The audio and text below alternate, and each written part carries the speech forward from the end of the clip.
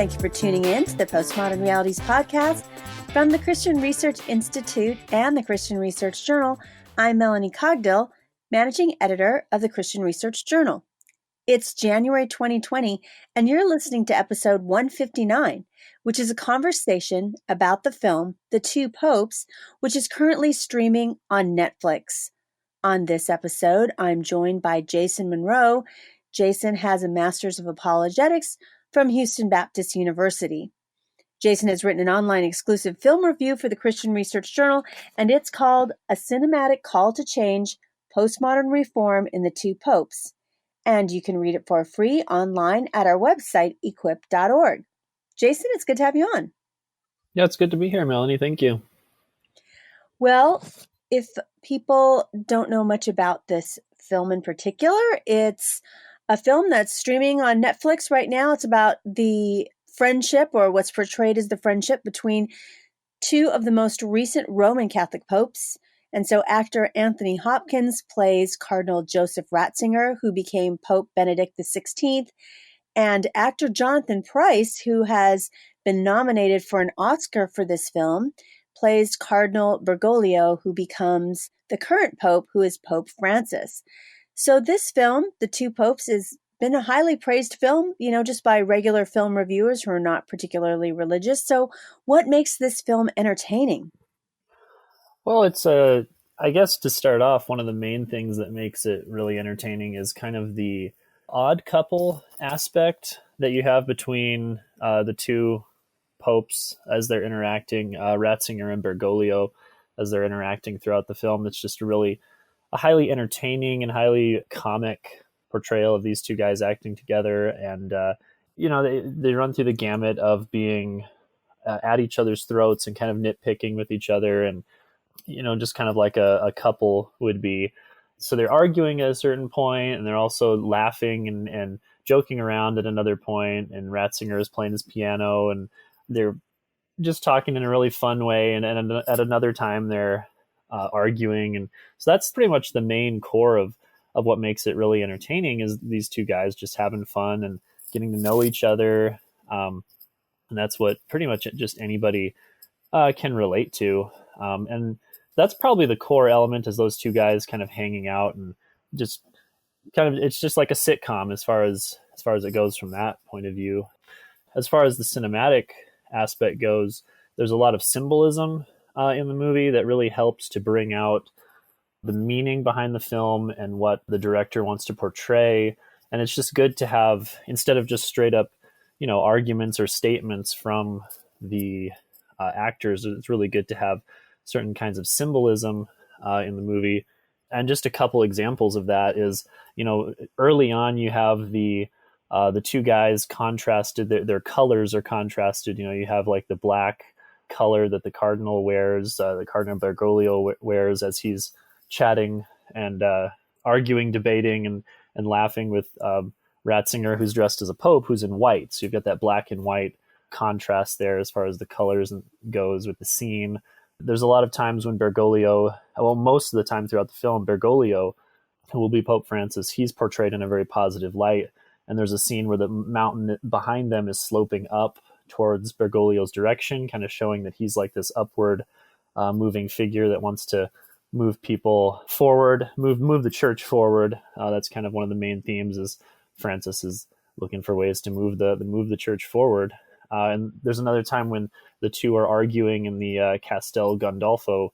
It's the Pope's that summer residence that he is in for a while earlier on in the film. And there's a time when, after they get done debating, Ratzinger is they kind of reach an impasse for a moment. Ratzinger, who is Pope Benedict, he gets kind of frustrated and walks away, and the scene is showing that he's walking away from the light, the light source in the scene, and Bergoglio is there kind of with the light shining behind him, looking towards Ratzinger as he walks away, and it's just kind of a really cool cinematic effect. And there's just a lot of really neat symbolic visual effects like that, along with the comedic aspect. There's some very moving scenes in the film.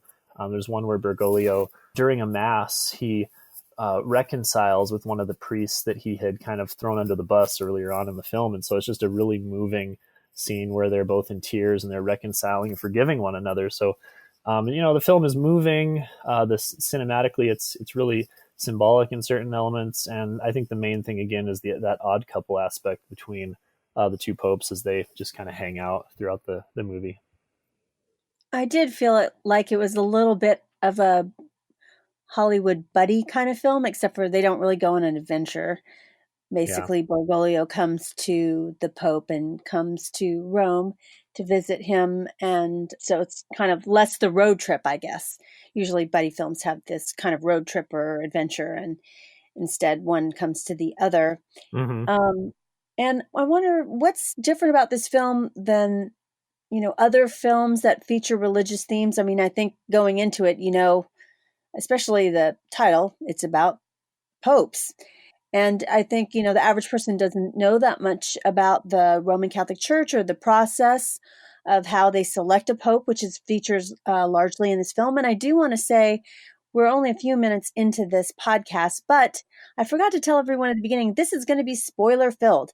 So if you want to go ahead and watch the film first, then you might want to come back to our discussion to think through some of the themes. Because I, was wondering about some of the things that were implied in the film as I watched it. And I have to admit, I was not all that excited to watch this film, but I have to say that the actors were phenomenal in it, especially Jonathan Pryce. Mm-hmm. And I came away from that thinking, if he does not get an Oscar nomination for this, there's like no justice for Mm-hmm. acting quality. But he did, in fact, get a nomination for this film, and I feel like it's very well deserved.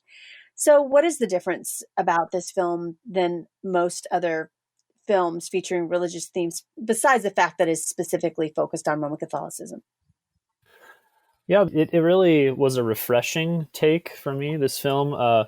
It seems like there's a lot of movies that will depict religion or specifically Christianity in kind of a negative light, or else they'll kind of put religion or Christianity in like a comic light or kind of render it just kind of trivial, or they'll like heap scorn upon religion or Christianity. And I guess with this film, you start watching it and it's like, wow, this is making religion and Christianity look kind of fun, or fun at times when the two guys are having fun and just, joking and bantering about, like this is, a lot of times we think of like Catholic leaders and we're like, whoa, they're kind of secretive. And some movies have even portrayed a lot of Catholic aspects as kind of creepy-ish.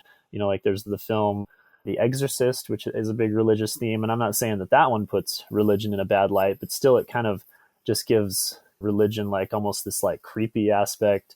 I know there was a film called The Nun that came out recently. And I didn't see it, but like just the cover, with this nun that looks like kind of a demon figure is like, wow, should we really look at a nun as being like a demon, And so it's like there are these films that will sometimes portray religion or Christianity and or Catholicism as being, either trivial or even immoral or kind of creepy. And it's just cool to watch a film. It's really refreshing to watch a film that, you leave the film thinking no worse of Christianity and Catholicism specifically here, and how the two guys are just having fun, and it's a great, it's a great time, and there's just a lot of positive things about religion portrayed here. It's not putting it in a negative light. The only thing that's cast in a negative light is like the past traditional teachings of the Catholic Church, which they're kind of pushing to change. But in the end, it's Bergoglio is kind of the hero of the film. He's put in this very positive light, and it's just it really leaves a good taste in your mouth as far as religion and this one, Christianity in general. Well, one of the reviews that I looked at was published by First Things, which is a journal of ethics and issues from the public square that's edited by Roman Catholics. And in their film review, they said this, quote, "The Two Popes is baloney on steroids, despite its claim to be based on actual events. The Two Popes no more reflects history through which, as the author is saying, I've lived and men I personally know than does Star Wars, The Rise of Skywalker," end quote. So I think they felt that this portrayal of Pope Francis and Pope Benedict is not even loosely based on actual events. So I just wanted to find out from you if you feel like this movie depicting their relationship. Well, first of all, I wonder if they have such a relationship or that was just kind of a cinematic device. Do you feel like it's a balanced portrayal of these two popes, or do you think it's lopsided? And actually, I want our listeners to know that Jason, who wrote this film review for us, is Roman Catholic. So do you feel like it is lopsided in its portrayal about who these two men are? Well, as far as the portrayal regarding how close the film comes to historical events and historical realities, I guess, well, myself, I haven't been Catholic for a super long time, so I don't know a lot of that history, but I do have a respected source, Bishop Robert Barron, who wrote something on this film, and he knows a little bit more about the past of the popes than I do, and he was saying that, Ratzinger was portrayed incorrectly at certain points, and that they could have gone more into the past of Ratzinger's past. It's Pope Benedict, Anthony Hopkins' character. And they could have gone more into his past and shown more of the strengths of his past, as opposed to what you kind of get with the film, where, there's a scene where Pope Benedict, that's Anthony Hopkins, he's telling Bergoglio that he is really struggling with his faith and that he can't hear God anymore and that he needs, quote, spiritual hearing aids, unquote. And it's just an interesting thing where I really don't think, that Pope Benedict would have said something like that in real life. So I don't think that's a really accurate portrayal. I think he's a very strong spiritual figure who's written a lot of very deep and interesting and helpful documents for the church. So that portrayal is a little bit off, but, Bergoglio's is a little bit better in that it's a little bit more true to his character. And the film, it's just part of what it is intending to do, to portray Bergoglio, Pope Francis, in a positive light, and he is portrayed in the more positive light compared to Ratzinger. And so I think just as far as that goes, it is a bit lopsided, but there's definitely a lot of good things about how Bergoglio is portrayed, and how there's a lot of things that can really support Christianity and be very, I don't know, just a really positive message for Christianity, and is very, it seems like that they're close to what Francis would have said in real life. So it can be lopsided at times, but there's also the director Fernando Meirelles is known for researching his characters pretty closely, and so he did a lot of work for this one and got fairly close, but still there was some inconsistencies. But I guess that can be expected with pretty much any film. You're listening to the Postmodern Realities podcast from the Christian Research Institute and the Christian Research Journal. Today's guest is Jason Monroe, and he has written an online exclusive film review article for us about the currently streaming film on Netflix called The Two Popes. Jason's article is called A Cinematic Call to Change: Postmodern Reform in the Two Popes. You can read it for free online at our website, equip.org. Also, I'd like to point you to another article that we have on our website. It's a feature article called A Window into the Theological Vision of Pope Francis, and it is related to this episode. We'd like you to partner with us by becoming a print subscriber to the Christian Research Journal. You can do that by going to our website and subscribing for $33.50.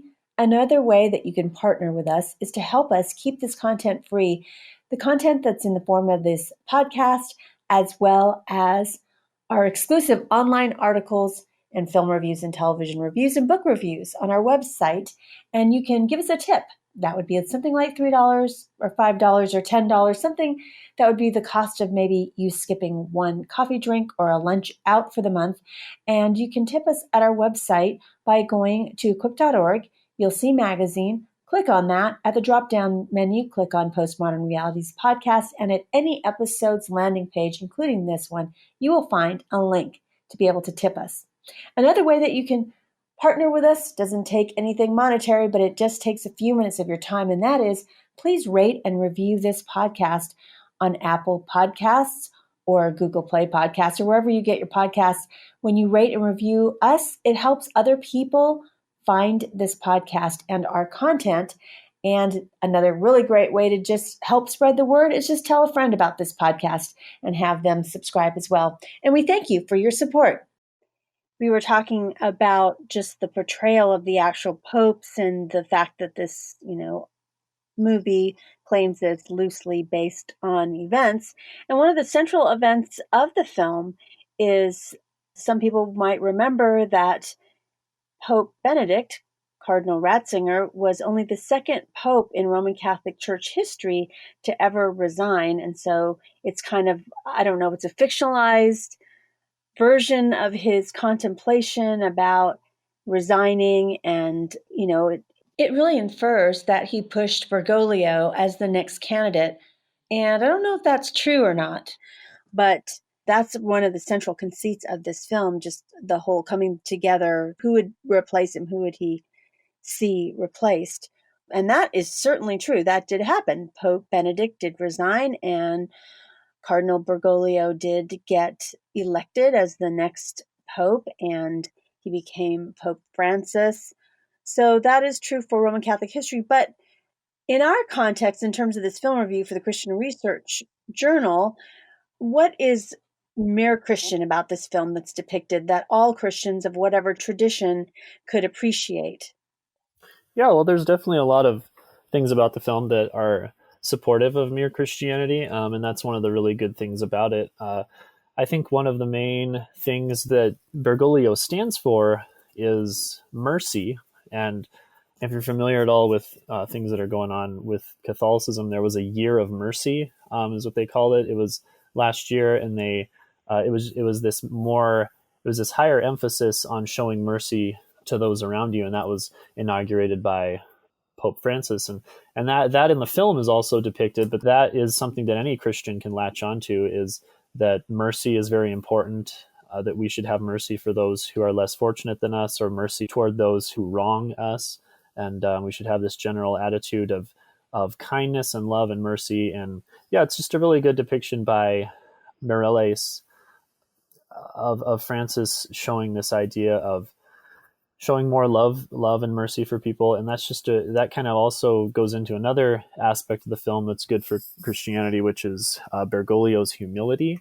There are certain aspects about the film where he shows that he is more humble than the past pope. And there are examples where Bergoglio refuses to ride in the back of a car when he's chauffeured somewhere. He'll ride in the front because he'd just rather not have that look that he's kind of this power figure being chauffeured around, but he wants to kind of be in a more companion role of sitting next to the driver.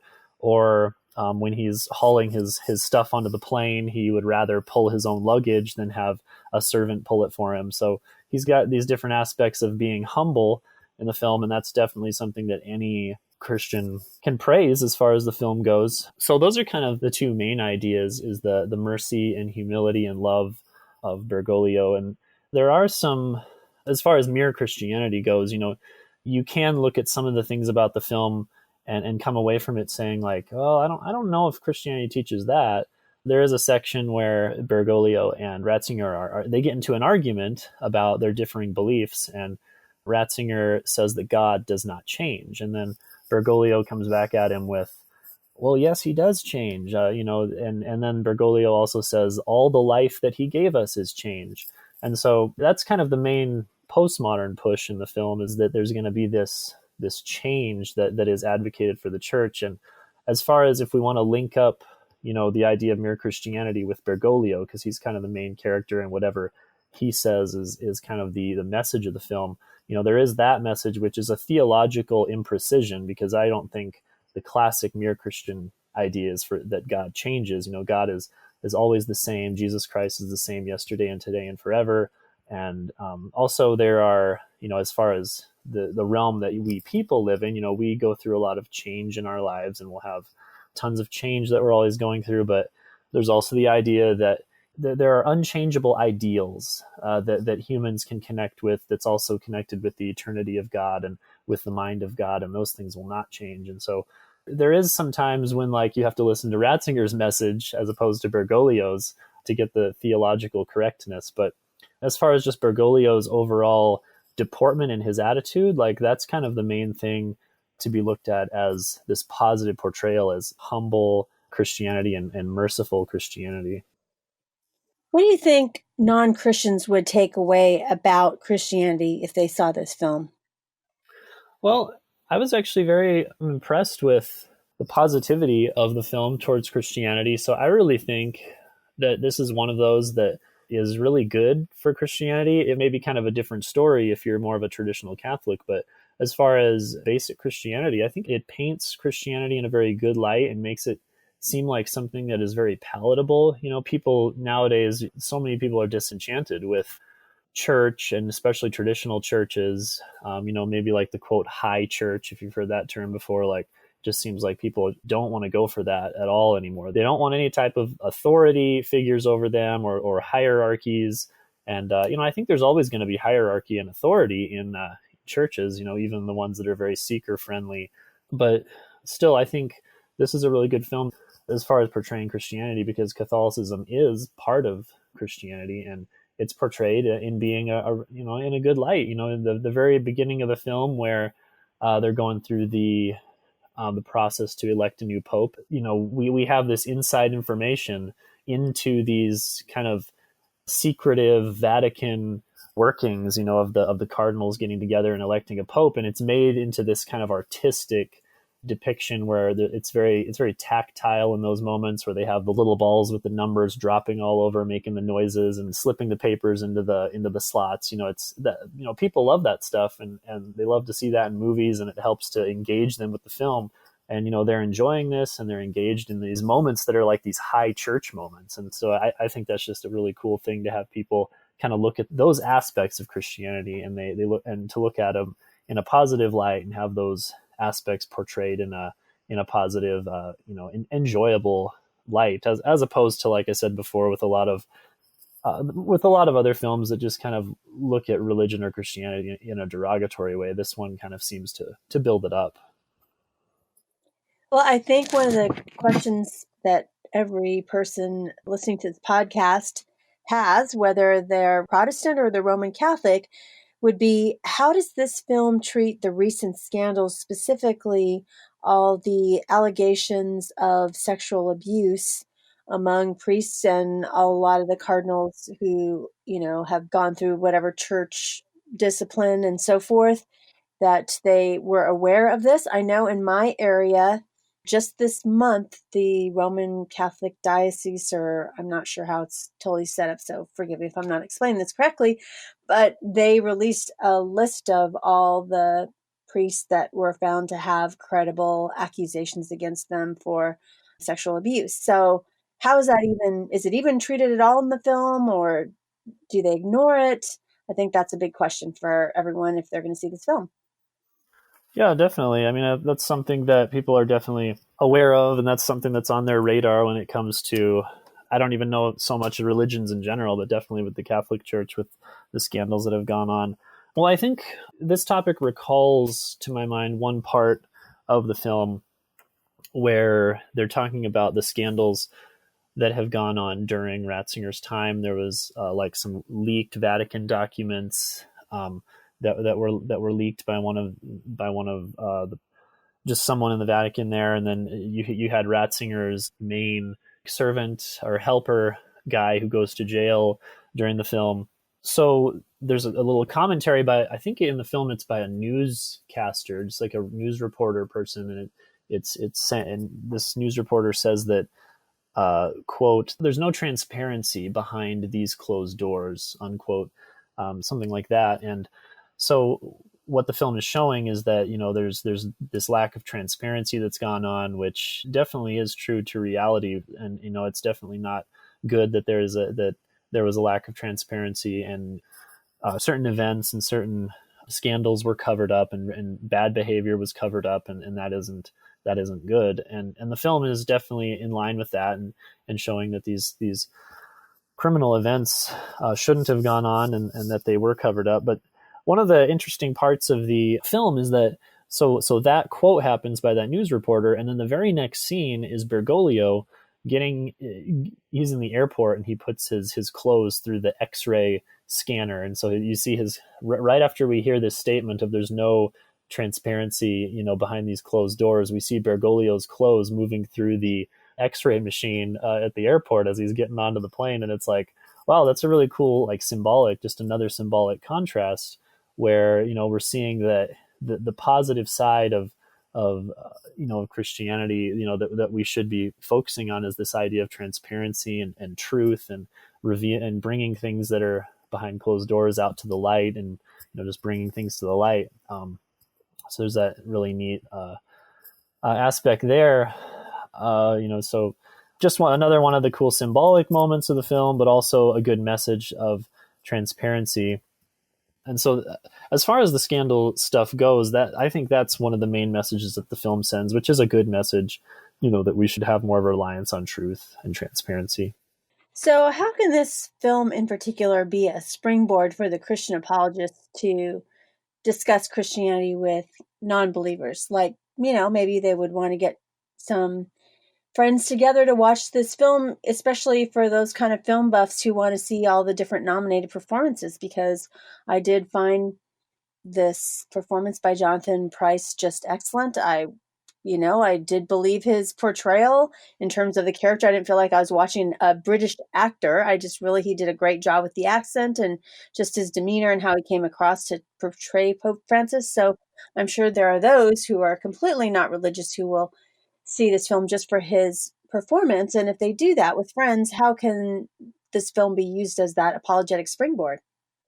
Yeah, definitely. I think there's a lot of good things that people can start talking about with this film if they're not an intellectual academic type and they don't want to dive into kind of the theology behind if God changes or not, or if if all aspects of humankind change, which those are really good topics to talk about. And I cover some of those in my essay if you want to read it online. But it's there's also just some really good beatitude moments. If you're familiar with in the New Testament, when Jesus is talking about when he's doing his Sermon on the Mount, he's talking about the Beatitudes, and those are, like blessed are the poor in spirit, theirs is the kingdom, blessed are the meek, they will inherit the earth. You have these timeless teachings of Jesus kind of coming through in Bergoglio's statements and his behavior, and anyone can start talking about these aspects of Christianity, which are kind of general virtues as opposed to more academic topics. And so I think that would be a really good way for people to start talking about Christianity. There's a scene where Pope Benedict is saying to Cardinal Bergoglio, that, if you live really simply, doesn't that kind of imply that all the rest of us aren't living simply enough? And Bergoglio replies with, well, can anyone really live simply enough? And so it's kind of this rhetorical question that we should try to live a simpler life, especially in this world that we live in now with so much hecticness and technology and distractions that we have about us all over in life. It's nice to hear that message of simplicity come from Bergoglio. And that would be another way that, people can enter into discussions about Christianity, is that how should Christians respond nowadays to all the complexity, that science is finding or technology brings about? Is it better to live kind of simply and meekly and humbly and all these things kind of wrapped up that Bergoglio stands for? I think those would be a really good springboard to talk about. But also there is some theological meat in the film. There's some things that scholars can discuss if they want to. So that's another aspect that makes the film really good. So finally, would you recommend Christians seeing this film? Oh, yes, I would. I would recommend them seeing it. I definitely would recommend pretty much anyone seeing the film. It was just from a film standpoint, it was definitely really, really good, really entertaining. I mean, like I said, with Catholics, I think they might kind of raise an eyebrow at it a little bit more than general, mainstream Christians would, just because like the film will kind of push for the church to change its controversial teachings. There's controversial teachings in Catholicism that, that Catholics will debate about with even Protestants. And the film kind of pushes for the church to change those. But then again, you also have Bergoglio, who's showing this idea of mercy and kindness towards people who are opposed to these controversial teachings. So at least, the film, it has a really good aspect of just showing this kind of tolerance and kindness and love towards people who have these kind of disagreements with these controversial teachings in the church. And so that's a really great message for all of Christians that they can latch onto and really enjoy. And also the film is just really good from a cinematic point of view. It's really, you know, a lot of times I'll watch like a new show or a new movie and I'll just wonder like, where's the substance in that? And, you know, this movie does have some good substance to grab onto and some theological depth to it. Regardless of if it's correct or not, it's definitely something to latch onto and think about and discuss with your friends. And yeah, it's a good movie. You could watch it over and over. It's really entertaining. It'll make you laugh, make you cry. And so it's really good in that way too.